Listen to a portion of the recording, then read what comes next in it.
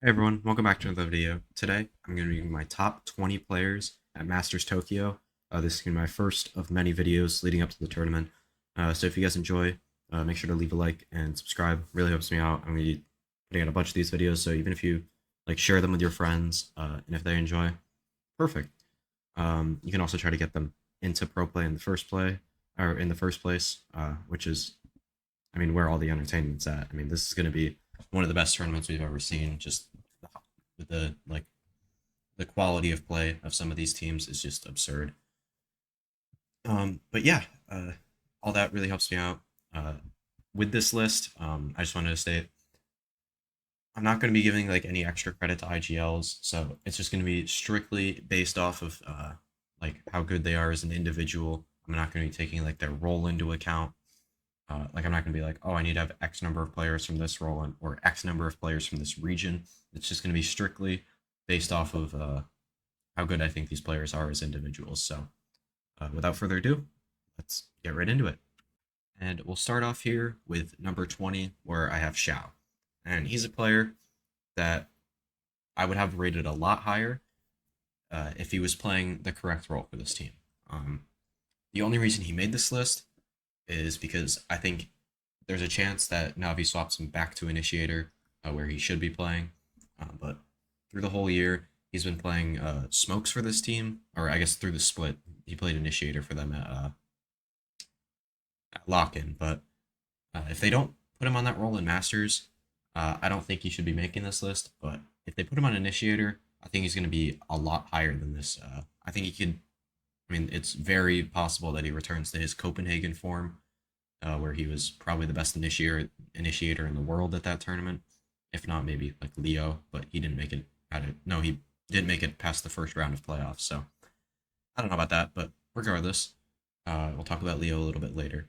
I just think Shao has potential to be one of the best players in the world after this tournament, but there's also a chance that we maybe aren't thinking of him as a top 20 player in the world after this.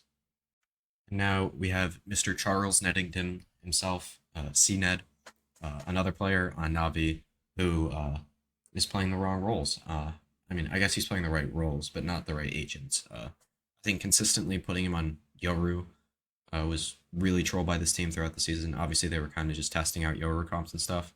And I think there's a good chance that he goes back to Jet, mostly full time, I guess, and then sometimes maybe playing the Rays depending on the map, or maybe even Sage. I don't know. We'll have to see. But again, same thing as Shao. If he's playing the Jet full time, I think there's a good chance that he's one of the best players in the world after this tournament, or considered that. But if not, I don't think he's going to be really considered for this top 20 spot. I think even more so, he could fall and he could go even further up. But I think if this team's playing the right roles, cNed would probably be a top 10 player. But I'm just not.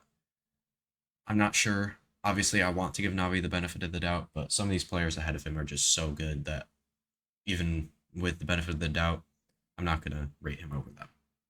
And now at number 18, I have Devi, my first Paper X player.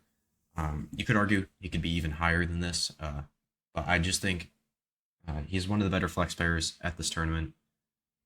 Ever since they made the Benkai swap, and he's been playing more of these Sky Viper roles, he's just been fully activated. His Sky is probably his best agent, and he's just been, again, a complete demon. He was one of the big reasons they were able to beat DRX both times towards the end of the playoffs.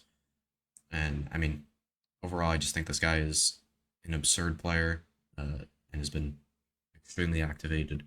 Obviously, I want to say one of the bigger pieces of Paper Rex, but just to kind of give you a little hint of what's coming, I have 3 Paper Rex players ahead of him. So technically that's not true, but he is a massive piece of this team.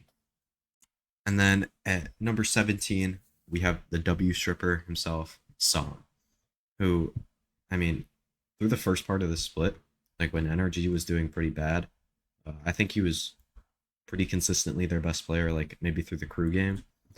Obviously, he didn't have a full return to form. He wasn't the best smokes player in Americas throughout the rest of it, but I do think he's up there.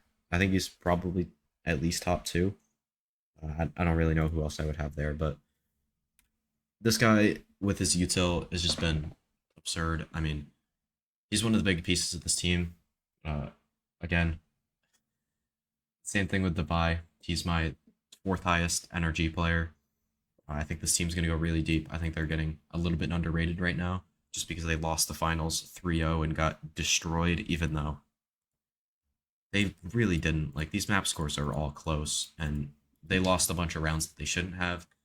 And as long as this team cleans that up by the time playoffs come around for Tokyo, uh, I think they're definitely one of the favorites to make it to the finals and even win the whole thing. So, yeah, on to number 16. And then at number 16, I have Leo, who, I mean, coming out of lock-in was the best initiator in the world by far. Like, it wasn't even remotely close. This guy was just so clutch and so good. Um, but I think going into the split here, I don't know if he was giving it 100%, if I'm being honest. I think it's just he had some misplays here and there that I didn't love when watching Fnatic, but I still think this guy is an insane player. I think if Fnatic manages to win this event again, he will be one of the big parts of that, and that's why I have him on this list. But I still think that there's a bunch of, 15 players that are ahead of him, and I'm not exactly predicting Fnatic to win this event, even though they definitely were saving strats and like not using new stuff. Like, I still think they probably have comps that they want to bring out, like new comps on different maps. But overall, I just think Leo is still an insane player. But I have him at 16th out of all the players here, which is really good. Yeah, there's still a bunch of cracked players after him here. And then at number 15, I have Forsaken, who, what a turnaround for this guy. I went from at the beginning of the split, like the first couple games, saying that this team should probably drop this guy. I just didn't think he was up to the form that he had at Copenhagen. And he completely turned it around. I didn't think he was a flexible player, but he's proven me wrong. They put him back on the Sentinel, like the chamber he was playing back in Copenhagen, and he's been completely activated by that. They just have him flexing around as well, playing like even the Harbor and the Sky and the Fade, which I really didn't expect. But he's also been playing Neon, which has also been very good for him, and overall just has allowed him to become a kind of a new player. This is not the same player that he was at Copenhagen. I, I mean, I don't want to say he makes much better decisions, but he's been a bit more conservative with how he plays and making better decisions. Obviously, this team is still fucking insane with the way they play, but I think Forsaken is a big piece, and you could argue that he should be higher. I considered swapping him in something who's later in this list, but overall, I just think this guy is super flexible and very, very cracked for this team. And then with my final Navi player on this list, I have suygetsu. Um, I mean, obviously, Navi has been performing up to expectations, maybe. Obviously, getting fourth in the playoffs, but suygetsu has not been disappointing at all. His Cypher and his Vipers specifically have been insane for this team. I think he's one of the bigger pieces to why they were able to make it through. What game was it that he played insane? I think it was this foot game that he kind of just activated and was kind of just dunking on people. Like, seemed back to that like Copenhagen form, which if Navi's going to turn it around and make a run at this event, I think he's going to be a big reason why. And this ranking might be a little bit of a surprise for some people, but at number 13, I have Ardiis. Obviously, at the beginning of the season, he was playing a lot of Killjoy, maybe even some Rays here and there. He was not good. He was very disappointing. Even at Lock-in, I don't think he was that good. But when they put him back on the Jet, on the Sage, and here and there some Killjoy, towards the end of the season, he's been so good, especially in playoffs and against Loud. That Fracture map, he went crazy. He had like a sick ace. And I just think he's been like super consistent through every map. And I think he'll continue to be that for this team. He's been a LAN demon Like especially through the Copenhagen playoffs, he was really good. At champs, just throughout the whole thing, he was very solid. So I think Ardiis may continue to get better in this team, which is kind of scary for some of these other teams. And then at number 12, I have something who I am worried that I'm putting a little bit too high. Uh, but I really don't have any like I'm not super worried about this guy. Uh, I mean, he's played in Japan, uh, like in the challenger circuit, so he might have a little bit of a home crowd buff. Also, Paper X is a silly team, and I think like Japan just is generally like fans of silly teams. So I mean, maybe not silly team, but like fun personalities like Boaster, maybe. Obviously, if Ben Kai was playing, I think that'd be a little bit easier. Um, but I think this guy has just been one of the best players in Pacific throughout the whole thing.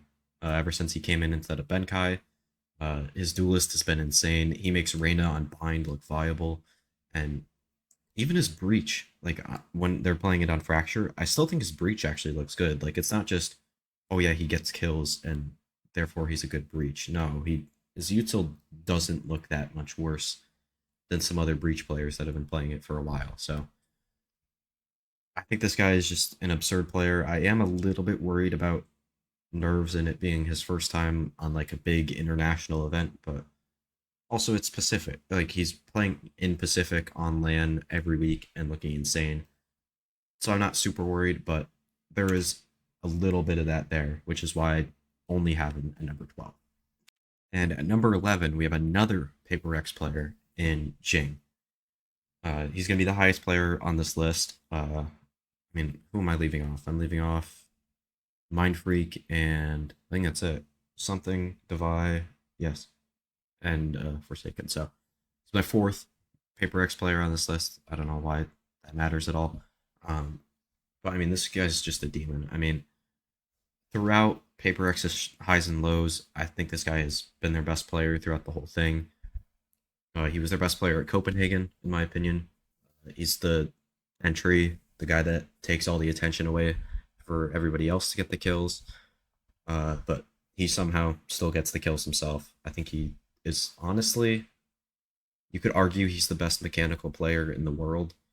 Uh, I there's something about me that thinks tens is still just because of raw aim, but I think if you're talking everything just being able to get kills, like if you took a straight up duel against anybody in the world, I think it's probably either Sayf or Jinggg that I would rather do that the least.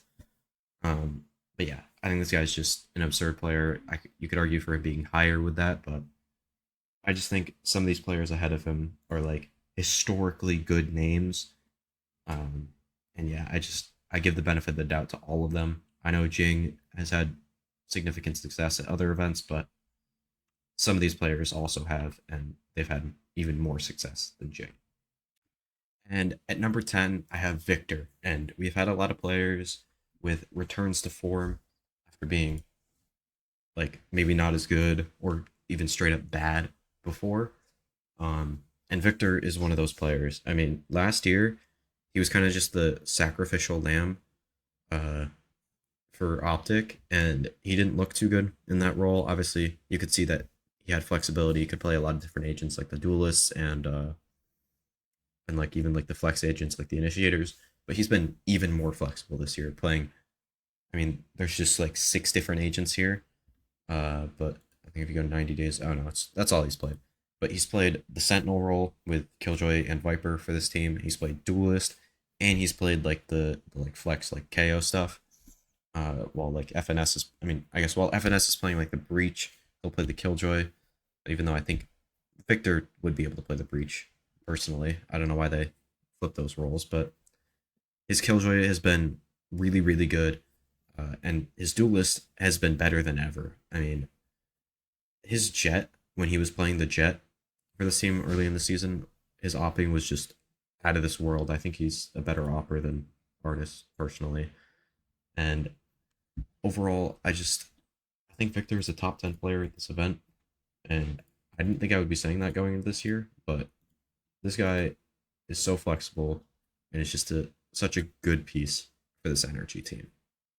And at number 9 here, I have Alfajer, who has, in my opinion, been the second best Sentinel player in EMEA. I think he was the best in the regular season, but when playoffs came around, I think one player proved that he was slightly better than Alfajer. Um, but I like Alfajer's like flexibility between both Sentinel agents. I think both of them have been very, very solid for him. I think his killjoy is a little bit better, but that's good for this meta. And overall, I just think this guy. I mean, he's the best Turkish player on my list. I don't know why that's relevant, but he's been a massive piece for Fnatic. I actually didn't expect him to be this good on the Sentinel coming into this year. I expect him to be pretty good, but obviously not a top 2 or top 3 Sentinel player in the world. And at number 8, I have Nats, who I think is the best Sentinel player in EMEA, the best Cypher player in the world by far, and probably the best Viper player, but it's here and there. I think it's in line with my next Sentinel player, but he is my number 2 in the world. Obviously, very neck and neck with Alpha, but I think the main thing was that he proved that he can play Killjoy if this team needs it. In the finals against Fnatic, he played pretty well on that agent. Obviously, it's not Nat Cypher kind of thing, but it is still a very solid agent for him. And I think if they want to play it on more maps like Ascent, I mean, I don't know if they play it on Lotus. I don't remember their Lotus comp. Let's go check it out, actually. Fuck it. Lotus. Oh, they played Yempi on it. All right, yeah. If they want to do that, they can do that. I don't really mind that. Obviously, EMEA playing a little bit more Fade than the other regions is kind of odd, but that's neither here nor there. But I think Nats is just an incredible player, kind of getting back to that Berlin champions, even that last year form. I think Nats was one of the more underrated players in the world last year, just because Mech wasn't doing as well as they were in 2021. But yeah, I still think this guy's an incredible player. You could even argue for him to be even higher than this. And at number 7 here, I have Chronicle, who honestly I might be underrating a little bit. I do still have him as I think my highest rated. Yeah, he's my highest rated flex player still. If you consider him more of like an initiator player, he's my second. Uh, but I just think this guy is insane. Again, like I keep saying this over and over again, but he's a super flexible player. Uh, the people that say he can play anything are I think that's going a little bit too far. I think there's some of the players like Victor, Forsaken below him, like Devi, all those players I think can quote unquote play anything and be fine. I think Chronicle's more of like an initiator. Like he can play like the Viper maybe and the Sage, but he's mainly an initiator player in my opinion. I think his KO is one of the best in the world. Um, I don't have a ton to say about this guy that hasn't already been said. He's one of the best players in the world. Has seen kind of a return to form after a pretty poor 2022, I guess, to his standards. But yeah, I mean, he's just been reinvigorated on this team. And then now onto number 6, we have my last NRG player in Crashies, who I think is the best initiator in the world right now. Last year, obviously, a lot of like pro players and like people that individually like know Crashies and how the inner workings of energy kind of work, said that this guy was super underrated. I didn't think he was ever like the best initiator or even like top 3 last year. But after like the split in Americas, he's completely proven himself to me and the general community. His like clutchness, I guess, has been absurd. He's been a little bit flexible for this team too, playing the Viper and the Killjoy, which he has never really played before. I know the Viper he definitely hasn't. Oh no, he has played the Viper in the past briefly, but his Sky has also been insane. I just think this guy is the best initiator in the world. Between his utility, which is the more valuable part of him, but his fragging has also taken a step up. Uh, and yeah, he's been super, super impressive for this NRG team. At number 5 now, going into the top 5, I have MaKo, my only DRX player in this list. I think this is the first time I've ever had only one DRX player on my top 20. But I just don't think the rest of the players on this team are performing as well. I think MaKo was the Pacific MVP. At least he was my pick, and I think the general pick for the regular season. And in the playoffs, he still played pretty well. But I don't have faith in this DRX team to really win anything. I think they should make playoffs. But other than that, I don't see this team making a run even to the top 4 like they did at Champions or at Lock-In. I guess Lock-In it was a little bit easier to get to the top 4, especially with their bracket. Um, but I do think MaKo's still the best controller in the world. It's just the way he plays. I mean, he's just cracked and insane. I don't really know how to describe it. Like everything that needs to be said about MaKo has already been said. He's one of the better side anchors in the world as well. This guy's just so, so, so good. And then at number 4, I have Derke, which this might seem a little bit low, but he's my last Fnatic player on this list. I guess my first, like my highest rated. I think he is the third best duelist in the world right now, which is kind of crazy. Second best in the EMEA. But I mean, I don't think he's bad. I think it might be a little bit of a hot take to have him behind these two guys right now. I just don't think. I think if you removed Derke from Fnatic would have a less of a drop off than either of these next two guys if they got removed from their teams, which is why I have him at 4. But it's insane to me. Like he's this good that when I place him at 4, I have to give reasons why I placed him this low, which is kind of like it shows how good this guy is. He's had so many lands now to prove that he's one of the top players in the world, and he is. Obviously, last year he wasn't amazing in that chamber meta, but now he's got the bald buff. I mean, no, he had the bald buff last year, right? Yeah, never mind. I'm stupid. I think he shaved his head mid-year, and I think he was the biggest reason why Fnatic made it to that like top 2 seeding from EMEA to Tokyo and got the bye to playoffs, and it will be one of the bigger reasons why they have a shot at winning this event. And then to continue the hot takes, I have Sayf at number 3, and I think this guy was the MVP of EMEA. I mean, I don't want to rate players on clips, but if you guys just go back and look at this guy's highlights from this season, some of the shit he's pulling off is insane, which is kind of like pulling off absurd shit is one of like my like highest rated traits in duelist players, I guess. Like obviously you want them to be like disciplined and not like overheat too much, which is kind of a entire thing with duelist players. And Sayf really doesn't do that too much. I mean, he has some moments, but those are usually like when he gets a 4K and it's a 5v1, or like he's just doing silly shit. Um, but once this guy swapped over to the duelist for this liquid team, he was just unreal. Uh, Obviously, best duelist player in EMEA, EMEA MVP, all that kind of stuff. I just think this guy is one of the best players in the world, and he shows here with this third best ranking. And at number 2, I have Aspas. Best duelist player in the world, I think. If he hadn't played the Neon and Rays in the playoffs, I think I still would have him as like my second or third. But once he showed the flexibility to play the Rays and the Neon as well, that I mean, Derke hasn't shown the flexibility to play the Neon. Obviously, Sayf has, and he's been really good at all that kind of stuff.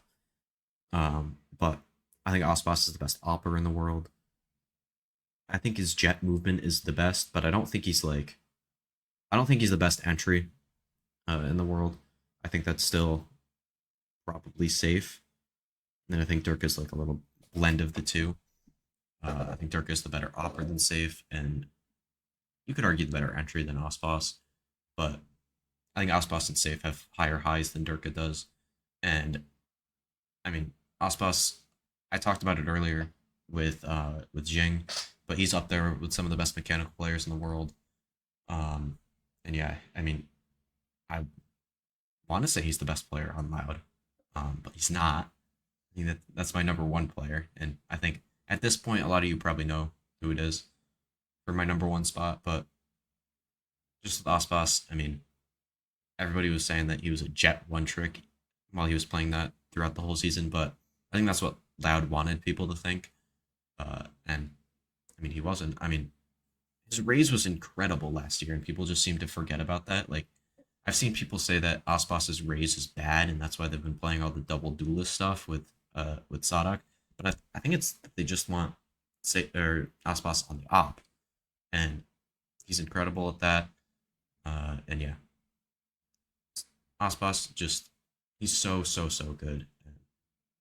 I can't say enough good things about him, and that's why I'm going to stop the segment right here. And yeah, at number one, I have the best Sentinel player in the world, less, and the best player in the world. I just think this guy is so consistent over every single game that he plays, over every single tournament. Like ever since Champions, this guy's been the best Sentinel player in the world by far. And yeah, I think he's proven it. Obviously, the one weakness with this game is he doesn't play the Cypher, but he's played the Chamber in the past. He's played the Killjoy now and the Viper now. I think he's the best player in the world on both those agents probably. And some of this guy's lurk timings are insane. Like he reminds me a lot of like 2021 Nats, except he's playing Killjoy instead of Cypher, and he plays with a Vandal instead of a Phantom. That's those are really the only two differences. And maybe his aim is like a little bit more consistent and like slower, I guess. I don't know. I don't really want to discuss aiming styles too much, but this guy is the biggest piece of why Loud is as good as they are. Obviously, it wasn't really factored into this ranking, but he's helped with the IGLing, and Sadak has said that he's developing less into becoming an IGL when Sadak retires, which the longevity of this team, if that fucking happens, and Les is a good IGL, would just be insane. So, yeah, that's why Les is my number one player. Yeah, he's just the best player in the world, and I don't really think there's any discussion for it. I think it's a little bit more valuable to have a Sentinel player this good than a duelist player, maybe as good as Aspas or Sayf or Derke. Obviously, those three are up there for very good reasons, but I think Les is just so damn good, man. And so with that, that was my top 20 list for VCT Masters Tokyo. If you guys enjoyed, make sure to leave a like and subscribe. Always helps me out. As I said at the beginning, share it with your friends if you want to. Go follow me on Twitter. Links in the description. I've been trying to stream on Twitch a little bit more, but it just hasn't been working. Like I've been trying to do like VOD reviews of the Chinese games, and my internet is just not letting me watch something and stream at the same time. So what are you gonna do? But yeah, regardless, yeah, I mean, I don't have too much more to say. Obviously, actually, I do. With the list, obviously, if I left people off, it doesn't mean I don't think they're good players. I just think there's so many good players. I think this is like the highest level of Valorant that we've seen in terms of like an individual level, ever. So obviously, don't take that too seriously. Obviously, this is more just a like a fun exercise rather than something that should be taken super seriously. So yeah, with that, that's gonna be the video. I'll see you guys in the next one. Peace.